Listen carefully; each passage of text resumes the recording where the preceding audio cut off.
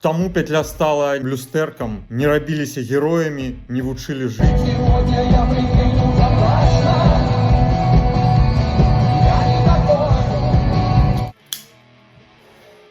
Слухай, ну чаму пятля заліпла увогуле публіцы і асабліва расійскамоўнай публіцы? Бо мне здаецца, што яны казалі тое, што многія адчувалі, але мала хто наогул наважыўся прамаўляць. Па-першае, гэта інтанацыя, таму што ў дзесятых усе хадзілі такія стомленыя, крыху цынічныя, такія крыху прыгнечаныя, без надзеі на светлае заўтра. А вось пятля гэта такі не пафас, не поза, а проста мы ўсё гэта адчуваем і нам таксама цяжка.